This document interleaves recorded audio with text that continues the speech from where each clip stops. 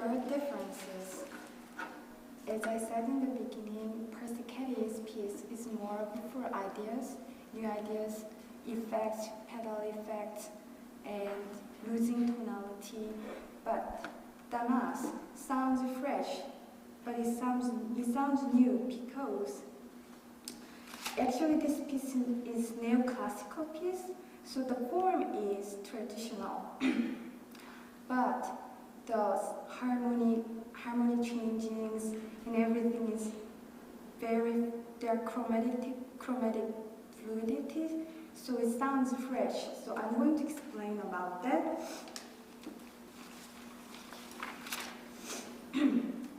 The form is sonata rondo form. The differences between the sonata form and rondo form, as you all know, sonata form it involves an opening section in the tonic and followed by a movement to the dominant key. And together these musical events form the exposition. And next section is development, which usually employs material from the exposition, rearranging it in various ways and migrating to musically remote keys. In the recapitulation, the original opening material is repeated in some form. Then the material that earlier moved to the dominant is repeated in some form, but this time it will be in the tonic. The rondo form, as you know, it's A, B, A, C, A, D, A. Usually it does not go more than F, A, and G, A. But this is rondo form means it involves the repeated use of the theme set in the tonic key with episodes which involving a new theme intervening among the repetitions. So episodes in the A, B, A, C, A, D, A, the episodes would be C, B, C, D, but A is repeating between B section and C section and D section. And in this piece, it's combination of sonata form and rondo form. That's what I think about this form.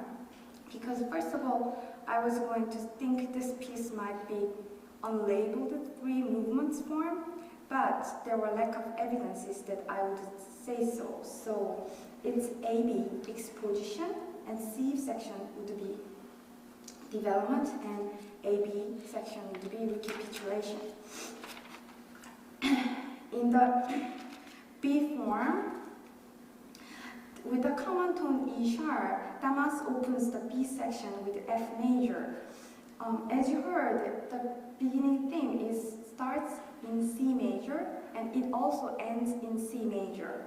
So this is pretty simple, but his chromatic fluidity is like Fauré's shift. I'm not sure if you all heard about Fauré's piece, but Fauré's piece, when he modulates or changes the harmony, it's very smooth and there are lots of harmonic shifting, but it sounds very natural in the ear. And harmonically, the fluid hidden chromaticism plays an important role in this piece. For example, the first theme is stated in C major and D flat major. When he moves to the slower tempo, he states the second theme in C major and D flat major also, and uses the fourth scale degree as a leading tone to the dominant scale degree in C major to return to the original key for the next section. And it has fast, fluid arpeggios that created a glissant sound, and it's very expressive harmonic. It was sort of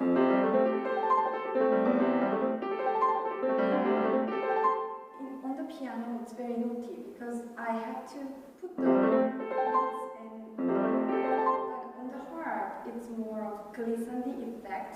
I think that's what Damas wanted to hear. That since when I think about his chromatic fluidity and his harmonization, and there is also bass descending line.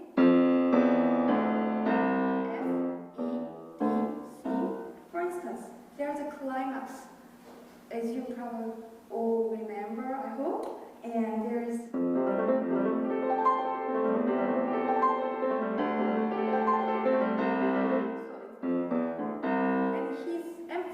C, and he ends the climax on C, which the piece starts. So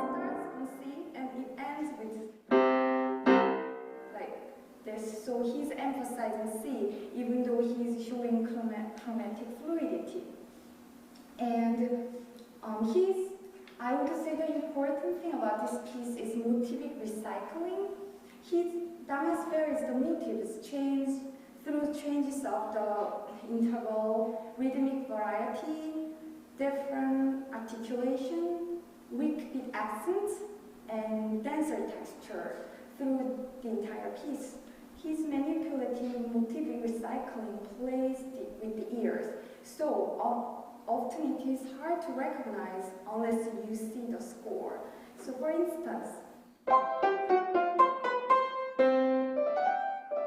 this scale material he's using over and over. For instance, there was G note held by fermata and it moves to fast allegro section.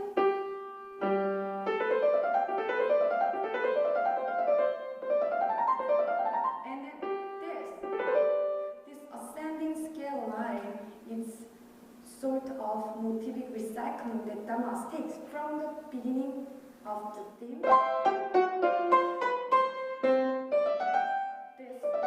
This ascending scale pattern, the motifs. And then the harmony fluidity, as you heard,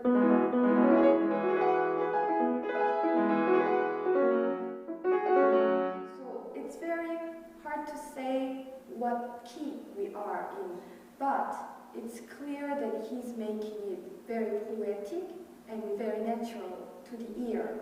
So even though it has very simple form like Beethoven's sonata in 4/4,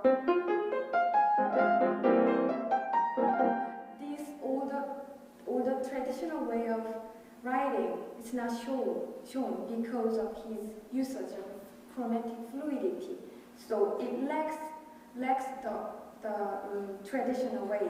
For instance, it's very simple thing.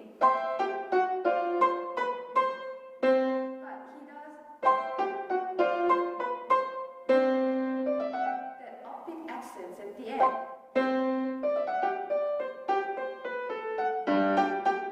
So it sounds very new and effective through accents.